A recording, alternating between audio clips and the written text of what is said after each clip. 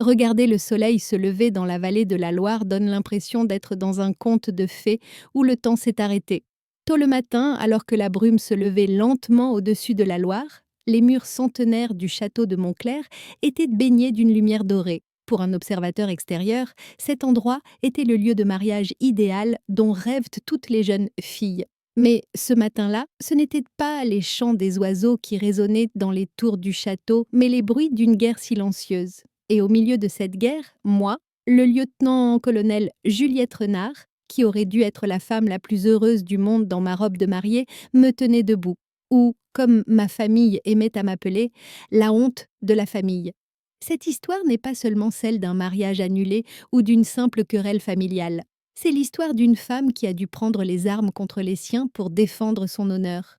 Si vous m'écoutez en ce moment et que vous avez été jugé au moins une fois dans votre vie par votre famille pour ce que vous êtes au bon endroit. La justice que vous verrez à la fin de cette histoire vous apaisera, vous aussi, tout comme moi. Maintenant, installez-vous confortablement et revenez avec moi à cette matinée maudite. Mais avant cela, si vous êtes prêt à vous lancer dans cette aventure, assurez-vous d'être abonné à la chaîne.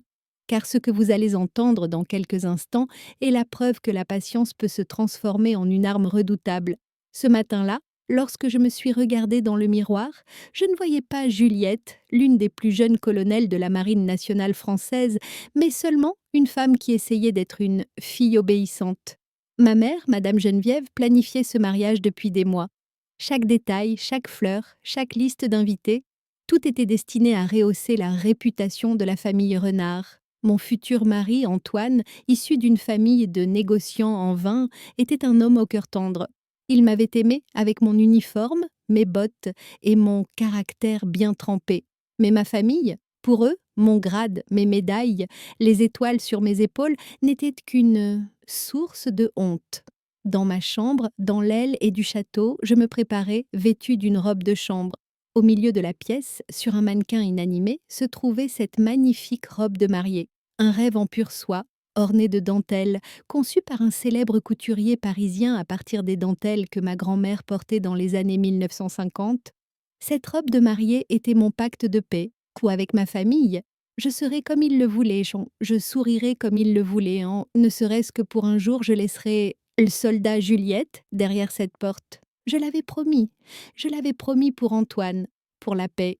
Il était 8. H30 lorsque la porte de ma chambre s'est ouverte sans que l'on frappe. C'était ma mère et ma sœur Claire qui entraient. Le visage de ma mère arborait son expression habituelle, froide et mécontente. Claire, quant à elle, elle me regardait avec un sourire moqueur, une coupe de champagne à la main. « Tu n'es toujours pas prête, Juliette ?» demanda ma mère d'une voix glaciale. « Les invités commenceront à arriver cet après-midi. Même le ministre des Affaires étrangères sera présent. Je ne veux pas la moindre erreur. »« Je me prépare, maman, » répondis-je en essayant de rester calme. « La maquilleuse va arriver d'un instant à l'autre. » Ma mère s'est dirigée vers la robe de mariée au milieu de la pièce. Elle a passé ses doigts sur la dentelle délicate.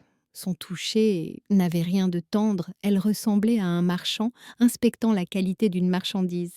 « Tu sais, dit-elle sans me regarder, ton père et moi avons discuté hier soir. Ce mariage, ce spectacle, en fait, c'est trop raffiné pour toi. » Je déglutis.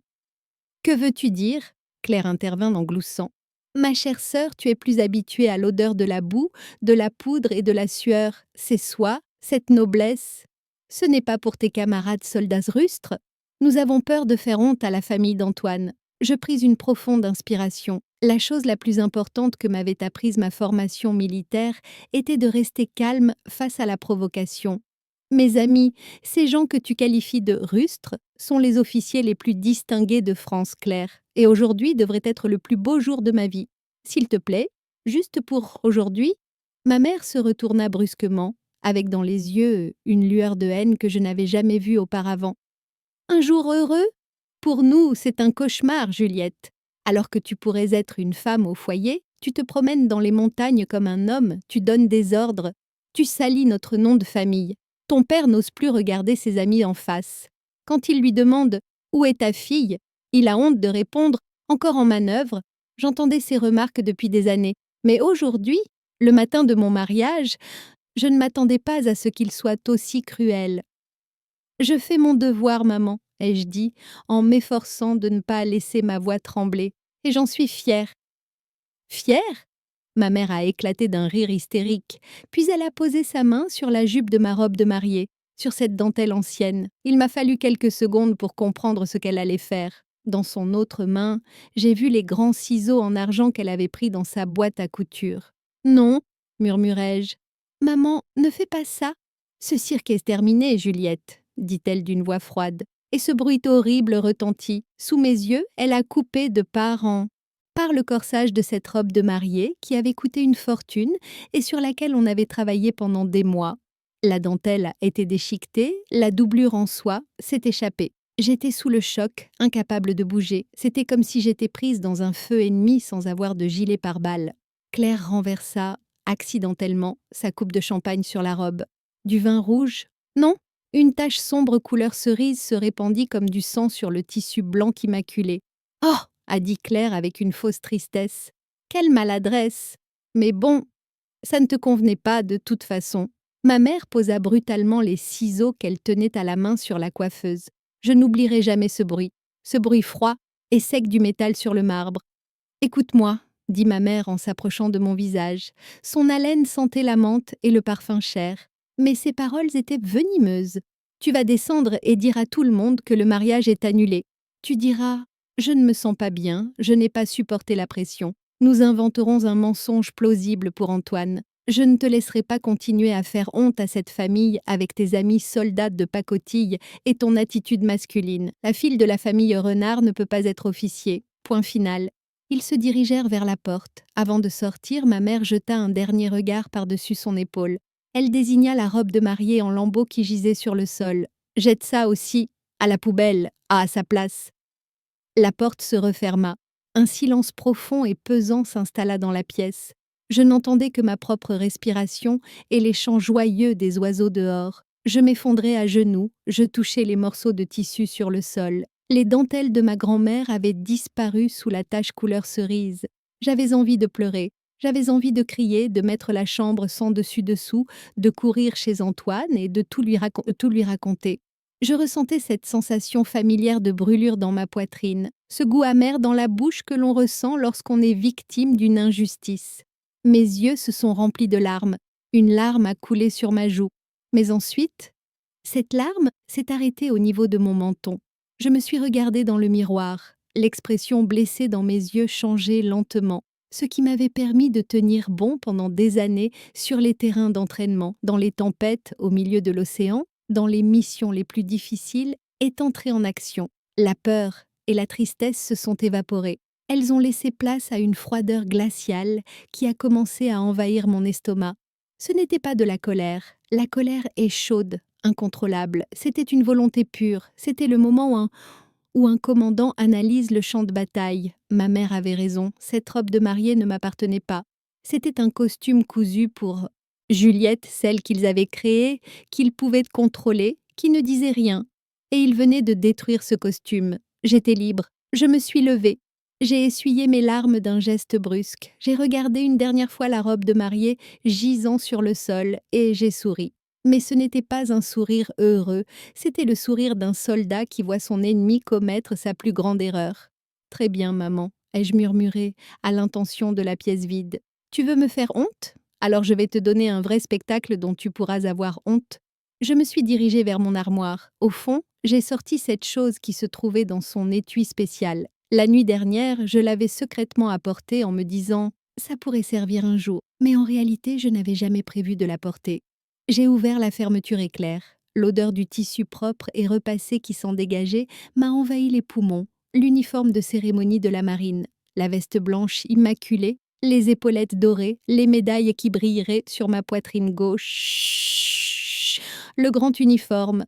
À ce moment-là, les règles du jeu ont changé. Je me tenais au milieu de la pièce, debout sur les lambeaux de soie et le vin renversé. Mais je ne regardais plus ce désordre. Mes yeux étaient rivés sur la veste blanche que j'avais étendue sur le lit. Cette tenue de cérémonie, que la marine appelle grand uniforme, n'est pas seulement un morceau de tissu. C'est une armure qui incarne la discipline dans chaque fil et l'honneur dans chaque bouton. Ma mère pensait m'avoir laissée nue et sans défense en coupant ma robe de mariée, mais elle avait oublié une chose. L'endroit le plus sûr pour un soldat, c'est à l'intérieur de son uniforme. J'ai d'abord enfilé mon pantalon. Lorsque les bandes dorées qui le bordaient ont enveloppé mes jambes, j'ai senti que ma posture avait changé. Mes épaules se sont redressées, mon menton s'est relevé. Puis j'ai boutonné ma chemise. Le col rigide qui enserrait ma gorge ne m'étouffait pas, au contraire, il me maintenait droite. Et enfin, la veste blanche. Dès que j'ai enfilé les manches, Juliette Renard a disparu. Il ne restait plus que le lieutenant-colonel Renard. Je me suis placée devant le miroir. J'ai défait mes cheveux, libérant mon chignon de mariée romantique et ébouriffé. J'ai retiré les barrettes une à une. J'ai peigné mes cheveux en arrière et j'ai fait un chignon militaire serré et impeccable. Le maquillage léger et innocent de la mariée était toujours sur mon visage, mais l'expression de mes yeux était désormais complètement différente. Dans ses yeux, il n'y avait plus la petite fille qui disait « S'il vous plaît, aimez-moi ». Il y avait une femme qui disait « Obéissez à mes ordres ». J'ai sorti la petite boîte en velours du tiroir. Mes mains ne tremblaient pas. Mes médailles. J'ai épinglé ma Légion d'honneur sur ma poitrine gauche. À côté, j'ai ajouté la médaille du mérite que j'avais gagnée lors de cette mission mouvementée dans le Pacifique. À chaque fois qu'une épingle s'enfonçait dans ma veste, la douleur causée par le coup de ciseau que ma mère avait porté à mon cœur s'atténuait un peu plus. Le fer avait vaincu la soie. Arrêtons-nous ici un instant. Vous êtes-vous déjà senti réduit à vous conformer au moule dans lequel les autres veulent vous voir? Vous souvenez-vous de ces moments où vous avez éteint votre propre lumière pour éviter tout conflit? À ce moment-là, devant ce miroir, j'ai rallumé ma propre lumière. Et croyez-moi, cette lumière allait vous éblouir.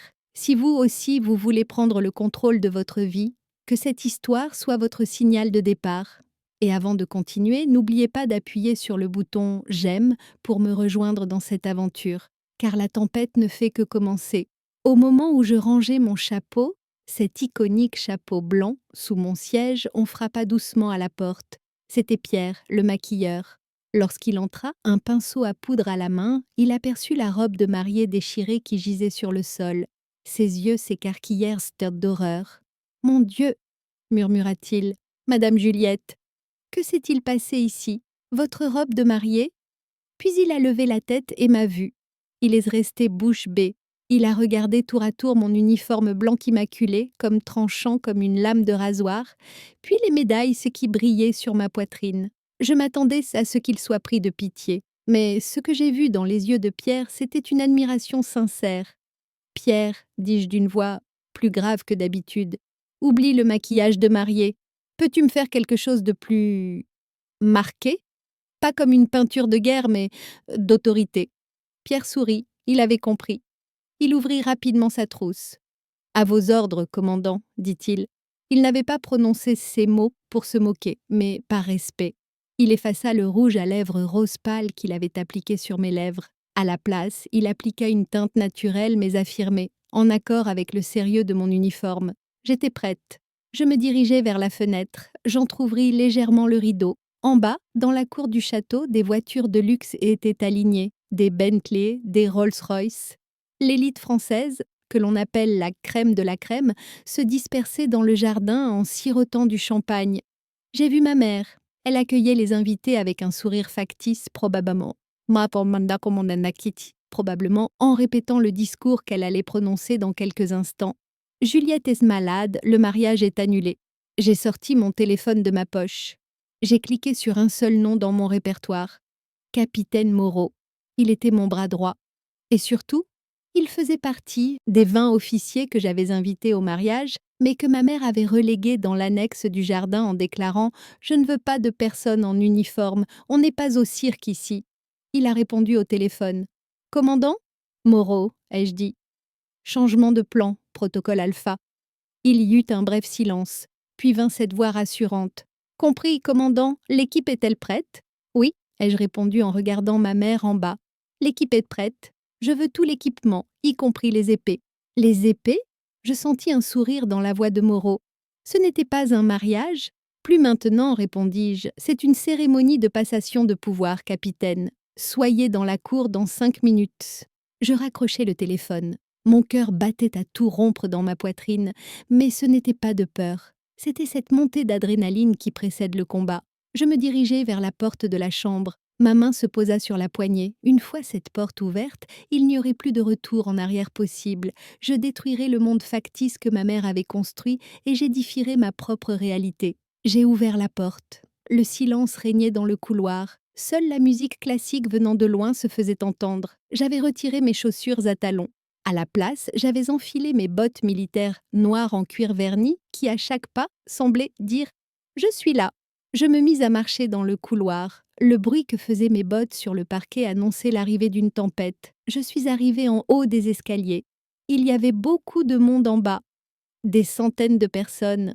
Et au milieu, ma mère, prête à prendre la parole, un micro à la main. J'ai pris une profonde inspiration. J'ai mis mon chapeau sur ma tête, j'ai ajusté sa visière et j'ai fait mon premier pas. À ce moment-là, debout en haut des escaliers, le temps s'est arrêté. Les centaines de têtes en bas se sont tournées vers la source du bruit, c'est-à-dire vers le haut. Ils s'attendaient à voir une mariée en larmes, les yeux gonflés, ou à entendre une annonce disant « Désolé, le mariage est annulé ». Mais ce qu'ils ont vu, c'était l'incarnation même de la Marine nationale française. Ma veste blanche reflétait la lumière des lustres. La visière de ma casquette masquait la moitié de mon visage, ne laissant apparaître que ma mâchoire déterminée et mon sourire froid. Les médailles sur ma poitrine gauche tintaient légèrement à chaque pas. Ce bruit était bien plus menaçant que le froissement des robes en soie. Je descendis la première marche. Les chuchotements dans la salle cessèrent net. Le silence était si profond que si quelqu'un avait fait tomber une coupe de champagne, cela aurait fait l'effet d'une bombe. Ma mère, le micro à la main, elle était figée. Il m'était impossible de décrire l'expression sur son visage. De la colère? Oui. Du choc? Absolument. Mais au plus profond d'elle-même, j'ai vu pour la première fois de la peur. Elle était confrontée à une force qu'elle ne pouvait contrôler. Le scénario de victime élégante qu'elle avait tissé mois après mois était en train d'être écrasé sous mes bottes. Je continuais à descendre sans la quitter des yeux. À chaque marche, l'étiquette « honte de la famille » s'effaçait un peu plus. En passant parmi les invités, j'ai senti les gens s'écarter. Ce n'était pas la courtoisie due à une mariée, mais le respect involontaire hier dû à un commandant. J'entendais les chuchotements. Cet uniforme, est-il vrai? Ces médailles, comment les a-t-il obtenues? Mon Dieu, il a l'air si imposant. Et puis, à l'autre bout de la foule, je l'ai vu. Antoine, dans son smoking noir, il me regardait avec étonnement. Sa famille chuchotait à ses côtés, disant probablement « C'est quoi ce scandale? Oh, son Dotestam Samo !» Mais Antoine, il n'y avait ni honte ni colère dans les yeux d'Antoine. Ses yeux brillaient. Il me regardait comme s'il assistait à un miracle. Quand je suis arrivée en Wadetedic et en haut des escaliers, je me suis arrêtée à 2 pas de ma mère. Elle tenait toujours le micro, mais semblait avoir oublié de s'en servir. « Juliette !» murmura-t-il d'une voix que moi seule pouvais entendre. « Qu'est-ce que tu crois faire? Tu nous as ridiculisés devant toute la France. » Je me suis tournée vers elle. Mon visage est resté impassible. « Non, maman !» ai-je répondu d'une voix si claire que je n'avais même pas besoin du micro. « Je ne vous ai pas ridiculisé. Je vous ai sauvé, parce que cacher qui est vraiment votre fille aurait été le véritable scandale. » Puis j'ai tourné mon regard vers l'immense porte d'entrée à double battant du salon. J'ai regardé ma montre. « Et maintenant, ai-je dit, ma vraie famille arrive. » À ce moment précis, comme dans une scène de film scénarisée à l'avance, les immenses portes en chêne du château s'ouvrirent dans un grand fracas. La lumière du jour envahit l'intérieur, et dans cette lumière apparurent 120 officiers de marine. Tous portaient le grand uniforme, tous étaient tirés à 4 épingles, tous tenaient tots à la main une épée de cérémonie. Le capitaine Moreau était en tête. Il donna un ordre sévère. « Garde à vous !» 20 paires de talons se heurtèrent simultanément. Le bruit résonna sur les murs de pierre du château. Les verres en cristal des aristocrates tremblèrent. Moreau donna un autre ordre. « Sabrez, les !» 20 épées d'acier se levèrent simultanément et s'entrechoquèrent à l'angle parfait. Elles formèrent un tunnel d'acier qui s'étendait de l'entrée du château jusqu'à l'endroit où je me tenais. Une garde d'honneur. Il s'agit d'un honneur traditionnellement réservé aux chefs d'État ou au mariage de commandants de très haut rang. Et à présent, il était réservé à Antoine, le gendre indésirable, et à Juliette, surnommée l'homme. L'atmosphère dans la salle avait changé. Plus personne ne chuchotait. Tout le monde était fasciné par cette discipline, cette loyauté et cette démonstration de force. Ma mère laissa tomber le micro qu'elle tenait à la main. Ce son grave était comme le sceau de ma victoire. Le capitaine Moreau s'avança vers moi sous les épées. Il s'arrêta juste devant moi, fit un salut militaire et cria de sa voix tonitruante « Mon commandant, la garde d'honneur est à vos ordres. Nous attendons votre permission pour accueillir le marié. » Toute la salle retenait son souffle. Tout le monde attendait ma réponse. Mais je regardais Antoine. Il avait traversé la foule et était arrivé à l'entrée du tunnel d'acier formé par les épées. Il arborait un large sourire fier. Le respect, ce n'est pas quelque chose que l'on peut acheter avec de l'argent. Vous pouvez louer un château, ouvrir la bouteille de champagne la plus chère, mais vous ne pourrez jamais acheter le regard loyal de 20 soldats honorables. Le respect se gagne, parfois en se taisant, parfois en combattant, parfois simplement en se tenant droit. Et vous, jusqu'où iriez-vous pour être respecté dans votre vie? J'attends votre réponse dans les commentaires. Je me suis tournée vers Moreau. J'ai légèrement incliné la tête. « C'est autorisé, capitaine », ai-je dit. « Faites entrer le marié. » Et à ce moment-là, Antoine a franchi le seuil de ce tunnel d'acier sous les épées. Lorsque Antoine fit son premier pas, tout le monde dans la salle retint son souffle. Dans les traditions militaires, ce passage que nous appelons tunnel d'acier n'est pas seulement un spectacle visuel. Ces épées forment un toit. Le couple qui traverse ce tunnel est désormais protégé des règles du monde extérieur, de la pression des familles ou des ragots de la société. L'intérieur de ce tunnel est un espace sûr qui n'appartient qu'à nous. Tout en marchant, Antoine observait l'expression sérieuse sur le visage de mes officiers qui tenaient les épées. Tous le regardaient avec fierté comme s'il était leur compagnon d'armes. Car Antoine était le seul homme à accepter leur commandant, c'est-à-dire moi, tel que j'étais. C'est pourquoi, pour ces soldats, Antoine n'était pas seulement un gendre, mais un allié qui méritait leur respect. À mi-chemin, j'ai repéré un visage dans la foule. La mère d'Antoine, Madame d'Artois. Cette femme qui, lorsqu'elle m'avait vue pour la première fois, avait dit « Ah, quelle posture masculine, j'espère que ce n'est pas génétique. » Et maintenant, sous l'éclat des épées, elle regardait son fils marcher comme s'il se dirigeait vers une reine. Elle serrait si fort son éventail que ses doigts étaient devenus blancs. Il n'y avait plus de mépris dans ses yeux. Il y avait un mélange de surprise et, oui, d'admiration, elle avait compris. Mon grossier service militaire était en fait la seule chose que sa famille n'avait pas, une véritable autorité. Parfois, les gens essaient de vous faire entrer dans leur petite case. Ils disent que vous êtes trop excessif, trop abruyant ou trop dur. Mais n'oubliez pas, un diamant ne perd pas de sa valeur parce qu'il ne rentre pas dans une boîte. La boîte est fausse. Si vous aussi vous êtes considéré comme trop par quelqu'un, laissez un cœur en commentaire. Que ce cœur soit le symbole que vous ne faites jamais de compromis sur vous-même. Antoine a atteint le bout du tunnel, c'est-à-dire mon côté. Il n'y avait qu'un souffle entre nous. J'ai légèrement levé la tête et je l'ai regardé. Dans mon uniforme, je semblais un peu plus grande que lui. Tout le monde attendait de voir ce qu'il allait faire. Allait-il m'embrasser, me tenir la main?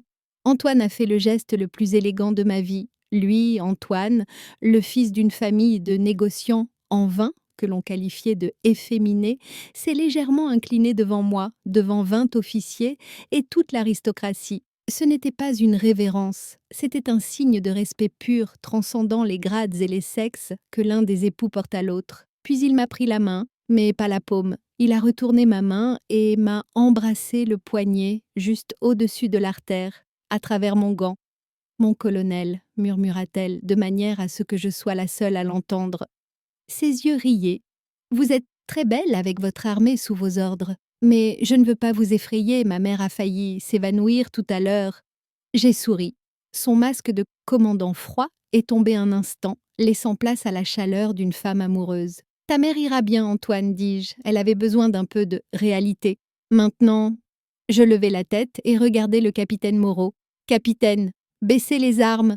À vos rangs, ching !»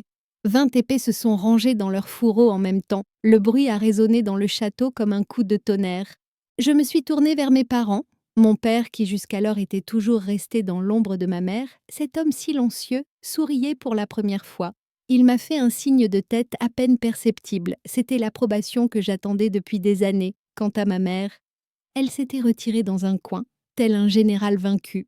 Les ciseaux avec lesquels elle avait coupé ma robe de mariée lui avaient métaphoriquement coupé la main. Le maire, cet homme bedonnant et en sueur qui allait célébrer le mariage, s'est approché du podium en tremblant. D'habitude, lors de ce genre de mariage, il parlait beaucoup, évoquait la lignée de la famille, les vignobles. Mais cette fois-ci, en voyant le mur blanc devant lui, il n'a pas fait de longs discours.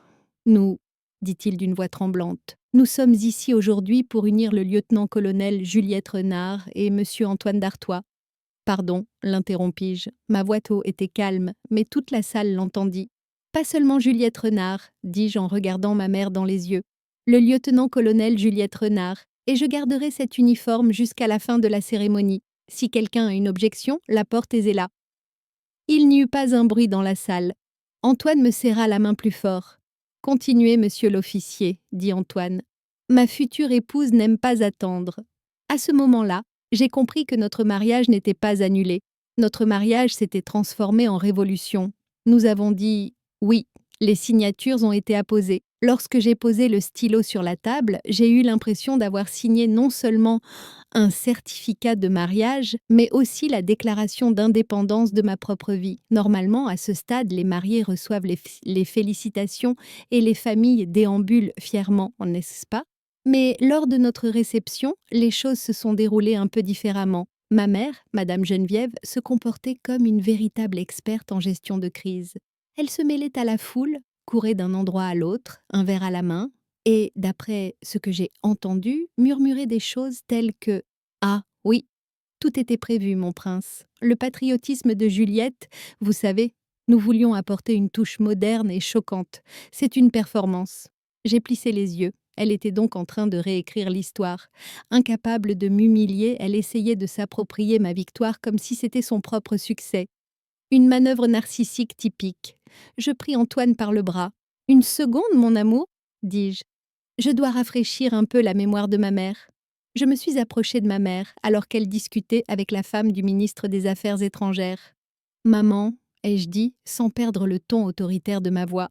J'avais un sourire glacial sur le visage. « As-tu également raconté à Madame la ministre comment tu avais découpé ma robe de mariée avec des ciseaux ce matin, dans le cadre de ta performance patriotique?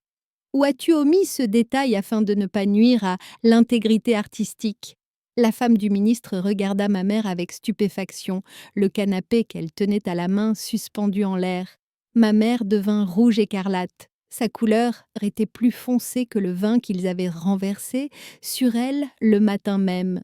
« Juliette, elle plaisante, » parvint-elle seulement à dire, la voix tremblante. « Les soldats ne plaisantent pas pendant leur service, maman, » ai-je répondu avant de me détourner. Cela suffisait, j'avais semé le doute. Désormais, cette rumeur allait se répandre dans toute la salle comme un virus. Mais le véritable champ de bataille était ailleurs, le plan de table. Lorsque nous sommes entrés dans la salle de réception, ce magnifique jardin, mon regard s'est posé sur le grand tableau à l'entrée, le plan de table. Le sang m'est monté à la tête. Ma mère avait placé mes 20 officiers dans le coin le plus reculé du jardin, près de l'entrée de la cuisine et des toilettes, afin qu'ils ne gâchent pas l'image et on ne prenne pas trop de place. À notre table, c'est-à-dire la table d'honneur, se trouvaient les riches mais ennuyeux parents d'Antoine et mes tantes élitistes qui m'appelaient Fatma le garçon. J'ai évalué la situation. Objectif, rétablir l'ordre. J'ai appelé le maître d'hôtel. « Monsieur, ai-je dit, nous allons faire un changement. » Le pauvre homme a paniqué. « Mais madame, votre mère… » « Ma mère n'est plus la commandante de cette opération, » ai-je répondu. J'ai pris la liste que j'avais en main et je l'ai rayée avec mon stylo rouge, de la même couleur que mon rouge à lèvres du matin. La table Ndege 1, c'est-à-dire la table des mariés. Vous prenez les tantes, les cousins et les ducs qui sont ici, vous les déplacez tous à la table Ndege 12, c'est-à-dire la table à côté des toilettes. Les yeux du serveur s'écarquillèrent. « Et qui mettons-nous à la table Ndege 1, madame ?»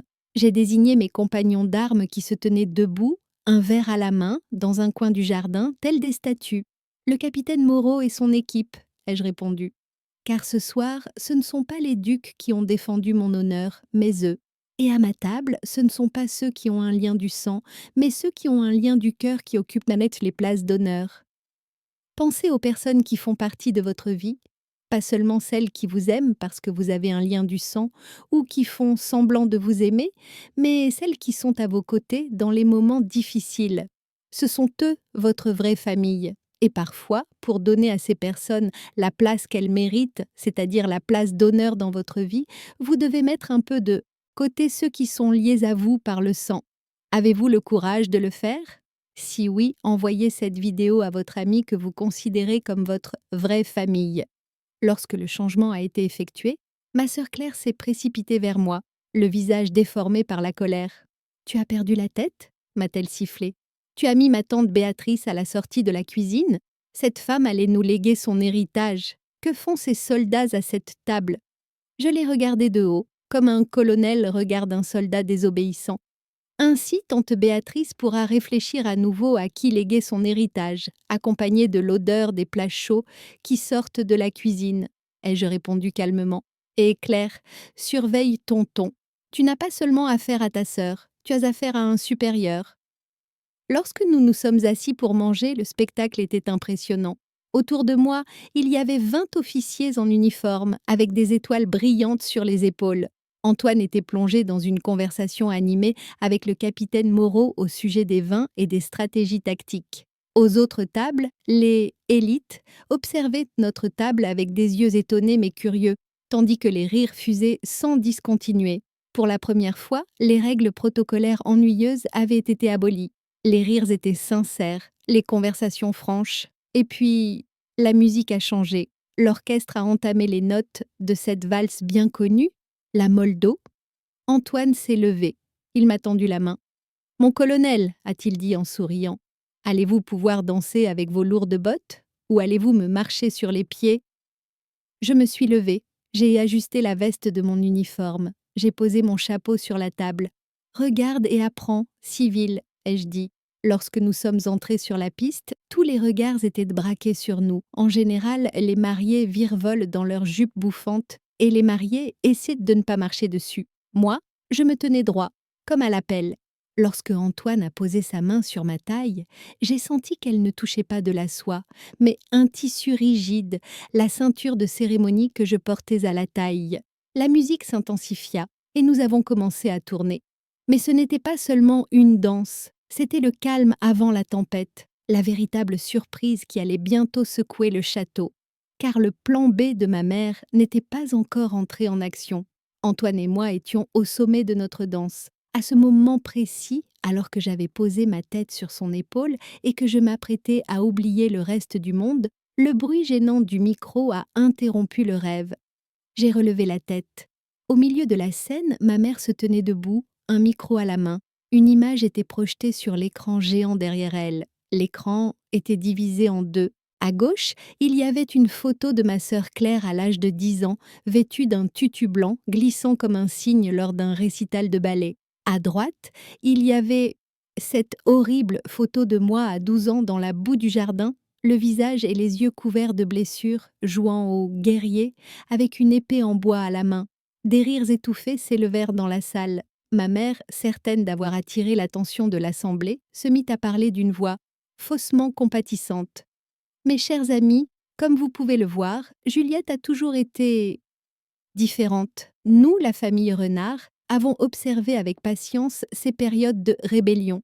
Mais aujourd'hui, alors qu'elle s'apprête à commencer une nouvelle vie en tant qu'épouse, nous voulons lui offrir la chance de sa vie. » Elle leva la main. Notre notaire, M. Bernard, entra en scène avec un épais dossier relié en cuir à la main. Ma mère prit le dossier et le brandit en l'air. « Dans ce dossier, dit-elle d'une voix tremblante d'émotion, se trouve le titre de propriété d'une magnifique villa de 12 pièces, située en bord de mer, à Nice.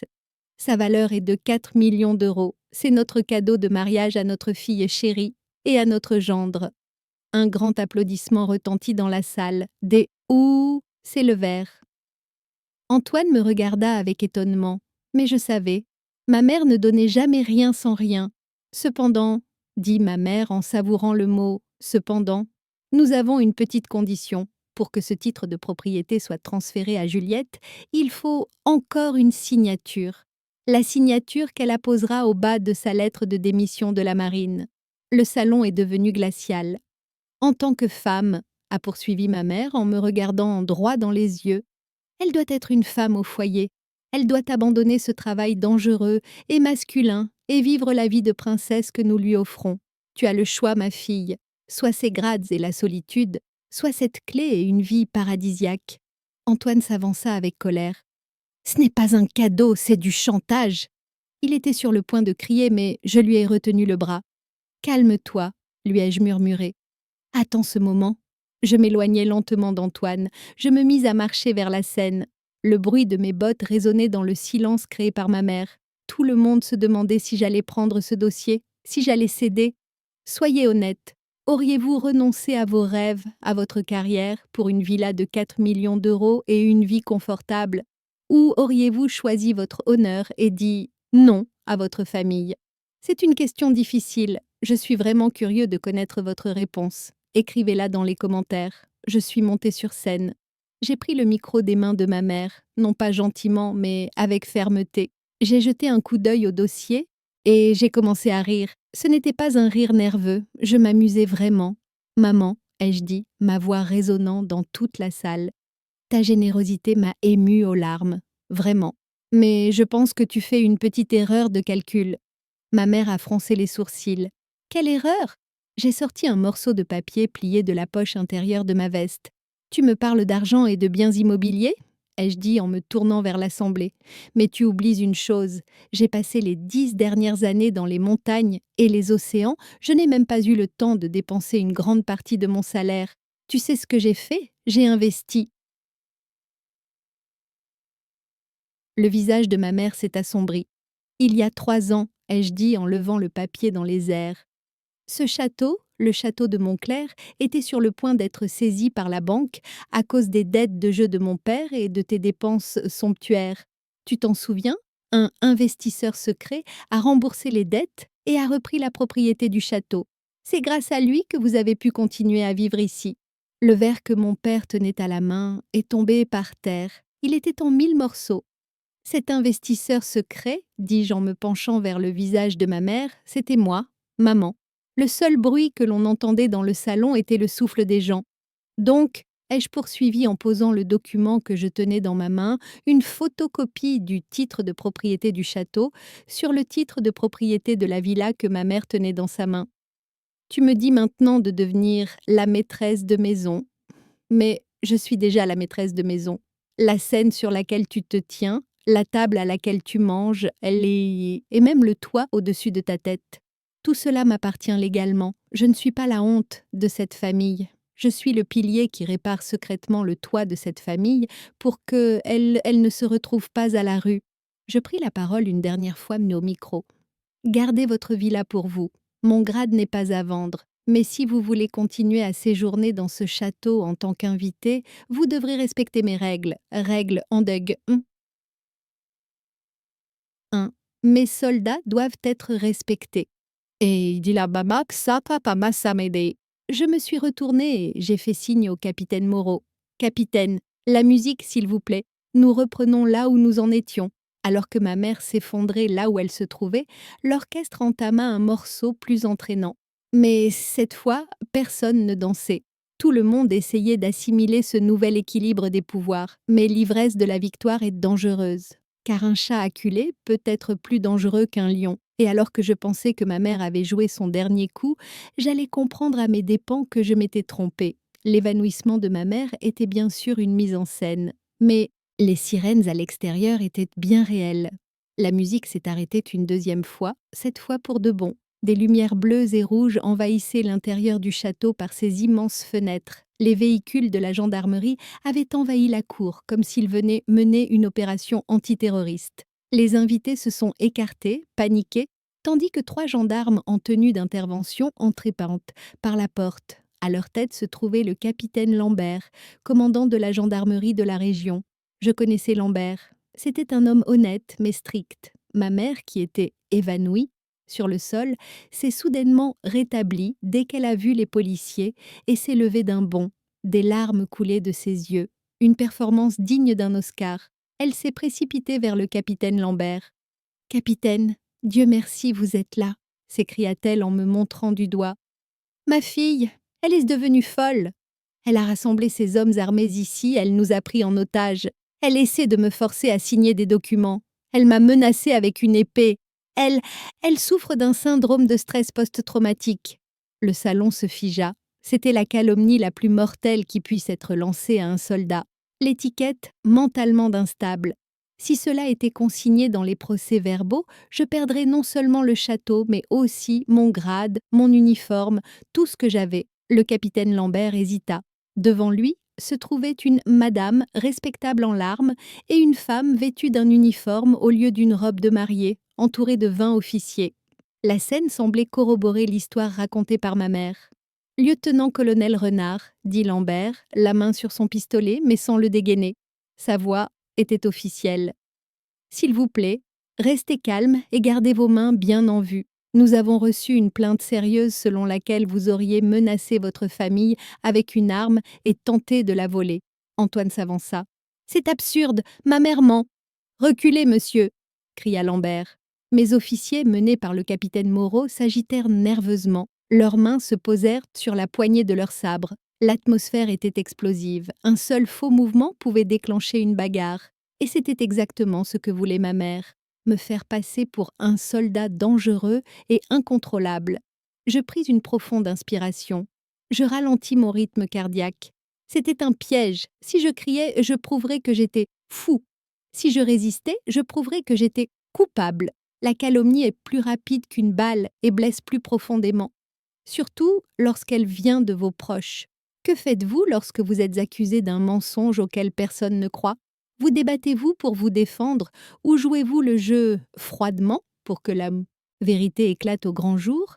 J'ai choisi la deuxième option. J'ai lentement levé les mains, non pas pour me rendre, mais pour calmer la situation. « Capitaine Moreau », ai-je dit, sans quitter Lambert des yeux, « que les officiers sous mes ordres se mettent en position repos. » Le commandant de la gendarmerie ne fait que son devoir. Puis je me suis tournée vers le capitaine Lambert. Il y avait 3 mètres entre nous. « Capitaine, ai-je dit d'une voix calme comme l'acier, vous me connaissez, vous connaissez mon dossier.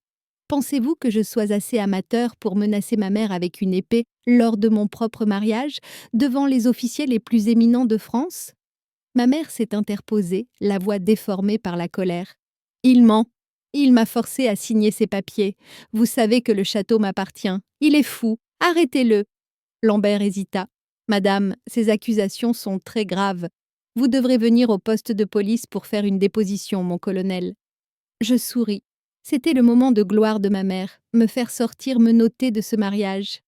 Tel était son plan. « Bien sûr, capitaine, répondis-je. Nous avons un respect infini pour la justice. Cependant… » Je mis la main dans la poche de ma veste.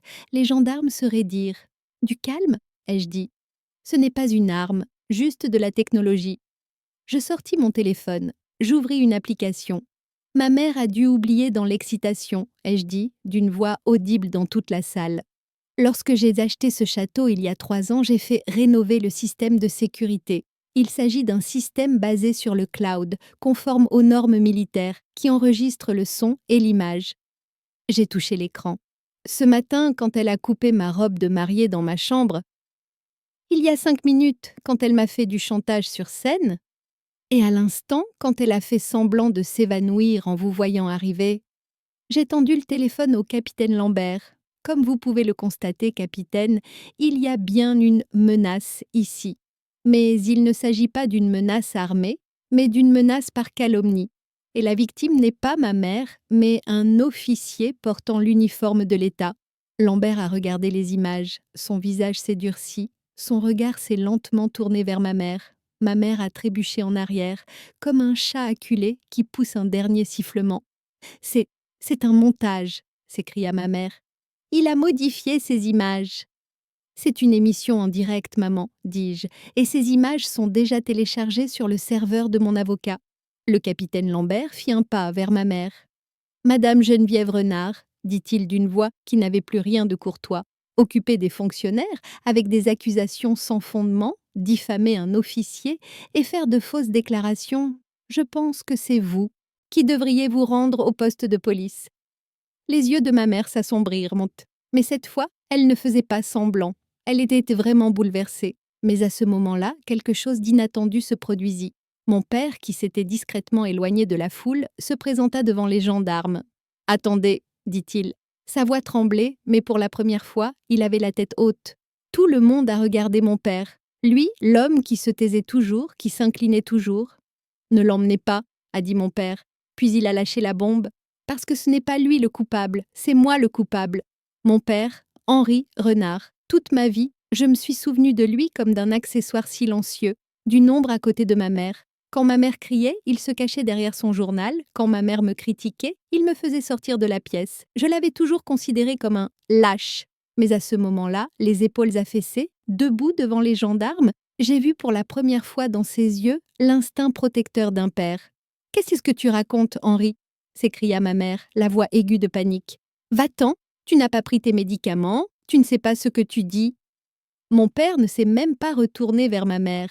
Il a fixé son regard directement sur moi, droit dans les yeux. « J'ai pris mes médicaments, Geneviève, » dit-il d'une voix étonnamment calme. « Et pour la première fois, mon esprit est clair. Je ne te laisserai pas traiter ma fille de folle. Pendant des années, nous avons brisé la fierté de Juliette pour couvrir tes dépenses luxueuses avec l'argent que j'avais perdu au jeu. Mais je ne laisserai pas cela la conduire en prison. » Le capitaine Lambert intervint. « Monsieur Renard, vous avez dit « C'est moi le véritable coupable. Que voulez-vous dire ?» Mon père sortit un papier froissé de la poche intérieure de sa veste. Il le déplia de ses mains tremblantes. « Tout à l'heure, dit-il en brandissant le papier, cette villa que ma femme a offerte à ma fille comme cadeau de mariage, cette magnifique maison à Nice, en réalité, cette maison ne nous appartient pas, capitaine. » Des cris de stupéfaction s'élevèrent dans la salle. « Cette maison a été hypothéquée auprès d'usuriers il y a 6 mois, » a poursuivi mon père. Chaque mot était comme une gifle pour ma mère. « Et cette lettre de démission que Geneviève s'est acharnée à faire signer à Juliette, sous ce document, il y avait une autre clause cachée en petits caractères. Une procuration générale. » Mon sang se glaça. Antoine me serra la main si fort que j'en eus mal aux doigts. « Le plan était simple, » dit mon père, la voix étouffée par la honte. « Juliette signerait ce document et nous contracterions un emprunt en son nom, c'est-à-dire au nom du château et de tout ce qu'elle possédait. Ensuite, nous la ferions interner dans une clinique en prétextant des troubles psychologiques et nous gérerions sa fortune en tant que tuteur, parce que nous n'avions plus un sou. Ah, ce n'était pas une trahison, c'était un complot contre sa propre fille. Un piège. Ma mère s'est jetée sur mon père comme une bête sauvage. « Ferme-la, vieillard, espèce d'ivrogne bon à rien, tu as tout gâché. » Alors qu'elle essayait d'attaquer mon père avec ses ongles, le capitaine Moreau et mes officiers n'ont même pas eu besoin d'intervenir. Car le capitaine Lambert et les gendarmes étaient déjà passés à l'action. « Madame, reculez !» 2 gendarmes ont attaché les bras de ma mère dans son dos. Cette élégante et noble Madame Renard se débattait désormais comme une bagarreuse de rue. « Lâchez-moi, je suis une renard. Vous ne pouvez pas me toucher. Henri, dis-leur. Dis-leur que tu plaisantais. » Mon père se tenait là, le visage marqué d'une petite égratignure sanglante. Il m'a regardée, ses yeux étaient remplis de larmes. « Je suis désolé, Juliette, » murmura-t-il. « Je n'ai pas su te protéger dans cette robe de mariée. Peut-être me pardonneras-tu dans cet uniforme. » J'avais la gorge nouée. La colère accumulée pendant des années avait laissé place à une profonde compassion. À cet instant, je ne voyais plus devant moi un homme mauvais, mais un homme faible.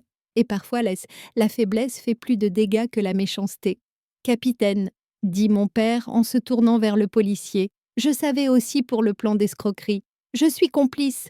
Emmenez-moi aussi. » Le capitaine Lambert regarda tour à tour mon père et moi, puis il passa les menottes à ma mère.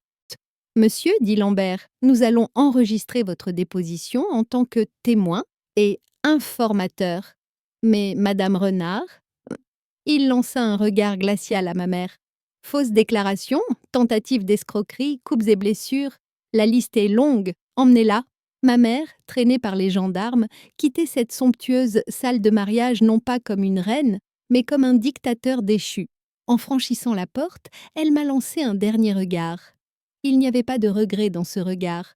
Seulement de la haine pure. Les sirènes retentirent à nouveau, puis s'éloignèrent jusqu'à disparaître. La salle était silencieuse. Il n'y avait plus que des rêves brisés et une fierté brisée.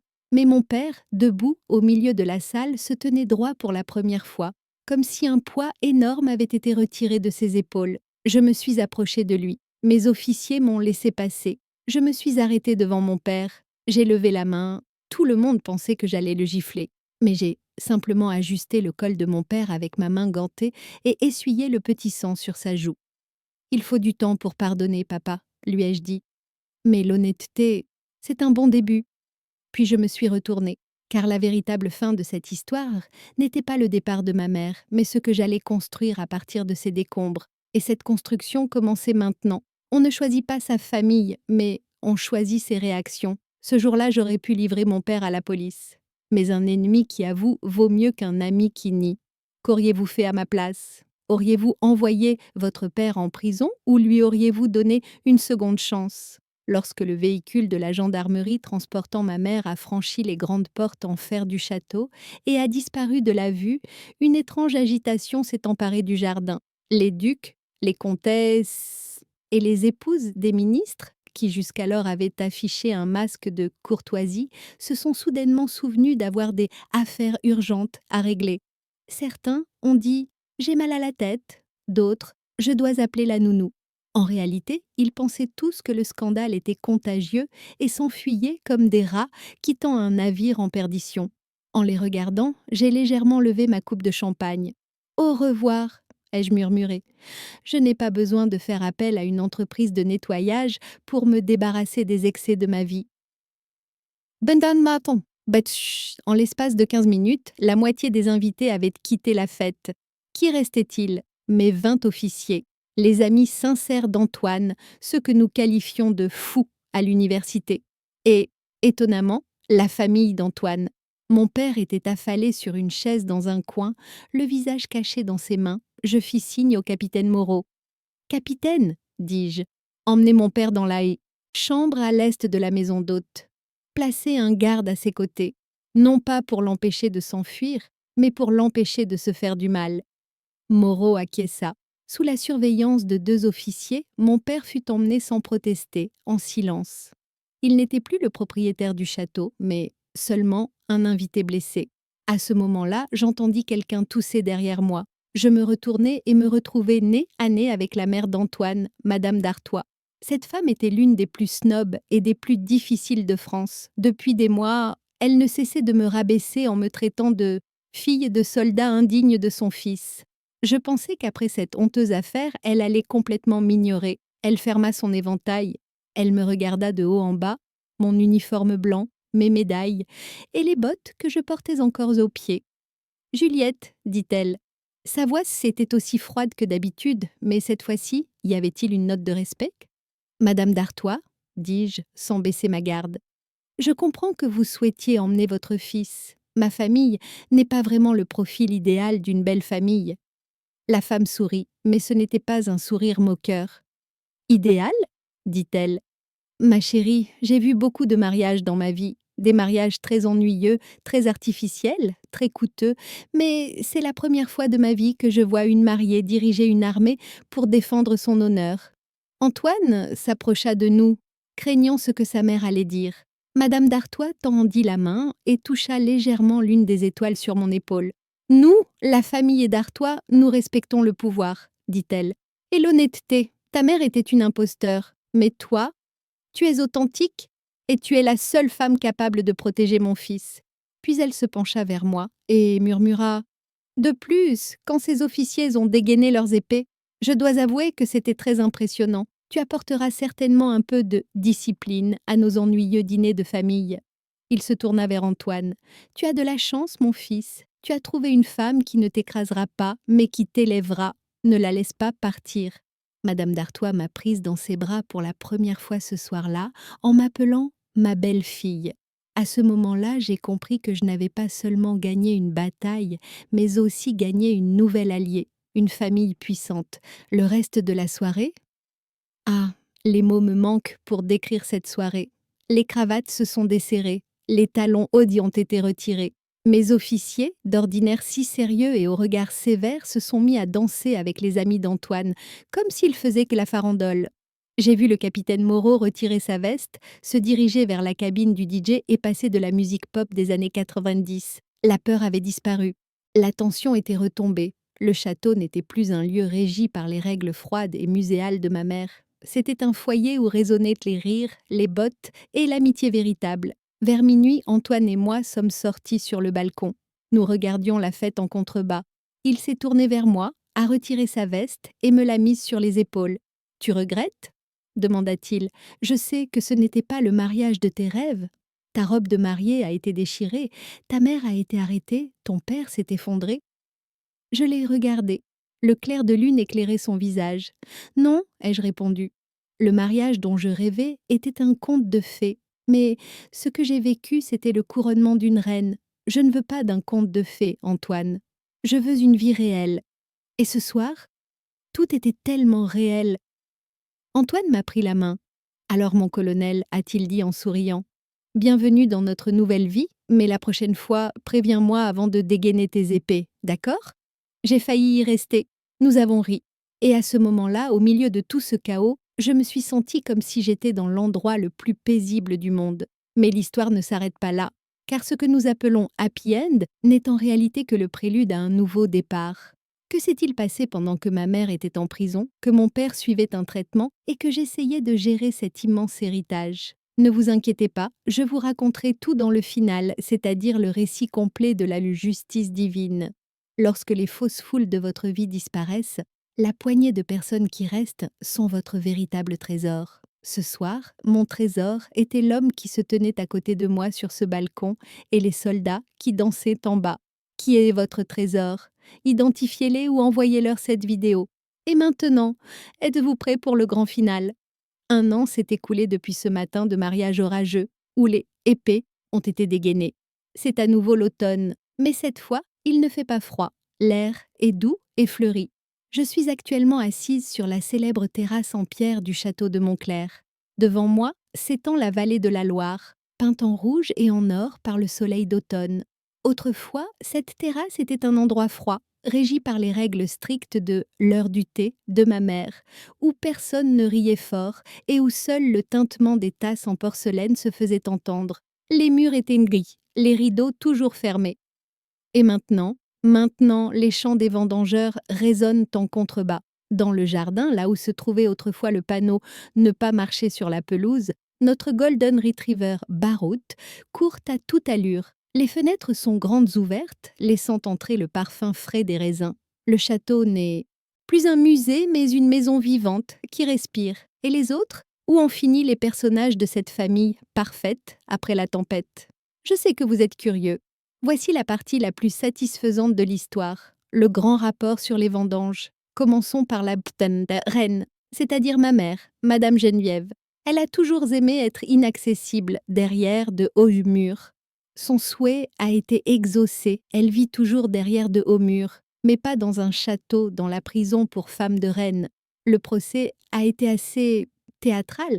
Elle a même feint de s'évanouir devant le juge, mais les preuves étaient si solides que sa performance, digne d'un Oscar, n'a pas suffi à la sauver. Elle a été condamnée à 4 ans de prison pour fraude, falsification de documents et diffamation envers un fonctionnaire. D'après le dernier rapport de mon avocat, elle travaille à la blanchisserie de la prison. Ironie du sort. Ses mains qui avaient autrefois découpé ma robe de mariée en soie faite main parce qu'elles sont, on l'a trouvée, pas assez nobles, plient et repassent aujourd'hui les uniformes gris et rugueux en coton de centaines de détenus. Je ne lui ai pas rendu visite. Certains diront que c'est de la cruauté. Mais moi, j'appelle cela fixer des limites. Certains poisons sont dangereux même à distance, et le seul antidote est de s'en éloigner.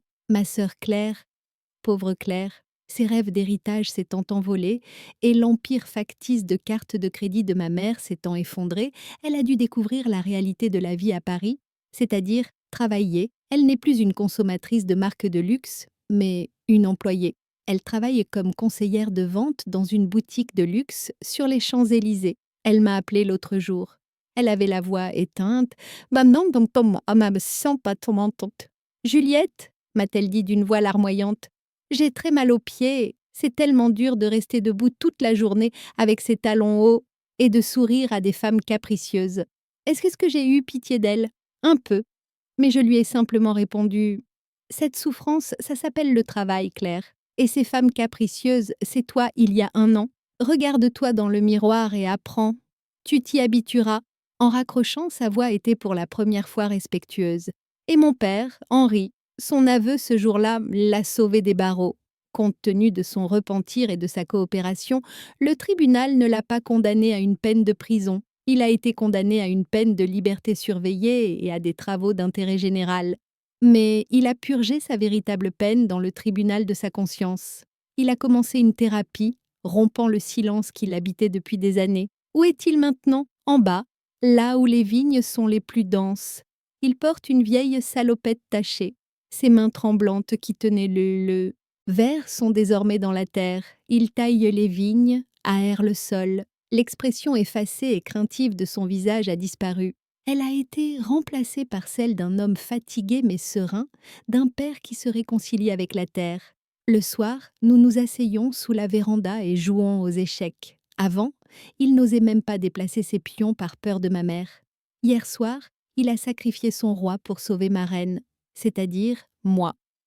Il m'a regardé et m'a souri. J'aurais dû faire ça il y a des années, m'a-t-il dit. Nous ne parlons toujours pas beaucoup, mais notre silence n'est plus dû à la peur, mais à la sérénité. Le pardon est un processus et nous n'en sommes qu'au début. Antoine et moi, nous avons construit notre royaume sur les décombres. Antoine s'est lancé dans la production de vin et a créé la marque Renard d'Artois. Nous avons baptisé notre première récolte La Victoire. Son goût est un peu âpre, mais sa finale est douce, à l'image de notre histoire. Quant à moi, je continue fièrement ma carrière dans la marine. Le jour, je donne des ordres et élabore des stratégies en tant que commandant renard. Mais le soir, quand je rentre à la maison, j'enlève mes lourdes bottes et mon uniforme à la porte et je profite du luxe d'être simplement Juliette. Antoine et moi cuisinons dans la cuisine, dégustons du vin, jouons avec Barout, une vie simple, sans prétention, mais authentique. La semaine dernière, j'ai changé le panneau sur l'énorme porte en fer du château. Avant, il y avait écrit en lettres dorées « Propriété privée, entrée interdite ». Maintenant, il y a simplement une plaque en bois sur laquelle est inscrit « Toute personne franchissant cette porte est égale, quel que soit son grade ou son nom de famille ». Au début de cette histoire, je vous ai parlé d'une robe de mariée et d'une paire de ciseaux. Ce jour-là, les ciseaux que ma mère tenait dans sa main n'ont pas seulement coupé un tissu de soie coûteux. Ces ciseaux ont également coupé les fils invisibles qui m'emprisonnaient sans que je m'en rende compte, les chaînes du peu qu'en dira-t-on. Le coup qui visait à me détruire a été le geste qui m'a libérée. Parfois, la vie vous met à l'épreuve avec votre pire cauchemar le jour où vous êtes le plus heureux. Elle vous humilie, vous méprise, essaie de vous faire entrer dans un moule. Tais-toi, vous dit-on. Tu ne sais rien, vous dit-on. Ce travail n'est pas fait pour toi, vous dit-on. Dans ces moments-là, 2 options s'offrent à vous. Soit vous vous recroquevillez dans ce moule et vous disparaissez, devenant un simple figurant dans le scénario des autres, soit vous brisez ce moule et vous prenez votre propre forme. J'ai choisi de porter cet uniforme que l'on dit indigne d'une femme. Quand on m'a dit « tais-toi et obéis », j'ai choisi de commander. Et surtout, j'ai choisi la valeur que j'ai créée de mes propres mains et non celle que ma famille m'a attribuée. Si quelqu'un vous dit « tu n'y arriveras pas »,« ça ne te va pas »,« tu n'en es pas capable », souriez-lui. Souriez-leur simplement. Puis retournez enfiler votre uniforme blanc. Il peut s'agir d'une tenue de travail, d'un stylo, d'un tablier de maman ou simplement d'une posture droite. Car la véritable noblesse ne réside pas dans votre nom de famille, votre portefeuille ou les vêtements en soie que vous portez, mais dans votre colonne vertébrale. Je suis le lieutenant-colonel Juliette Renard, et cela a été ma victoire. C'est maintenant à vous de jouer. Êtes-vous prêt à devenir le héros de votre propre film? Merci de ne pas m'avoir laissé seule dans ce long et difficile parcours. Merci d'avoir partagé ma colère et ma victoire. Si l'histoire de Juliette vous a donné la force de vous relever, si vous avez senti en vous cette volonté de faire, n'oubliez pas d'aimer cette vidéo. Et surtout, envoyez cette vidéo à cet ami qui traverse actuellement une période difficile et cherche une issue. C'est peut-être le signal dont il a besoin. À bientôt pour une nouvelle histoire de justice et de résistance. D'ici là, gardez la tête haute et bonne route. Portez-vous bien.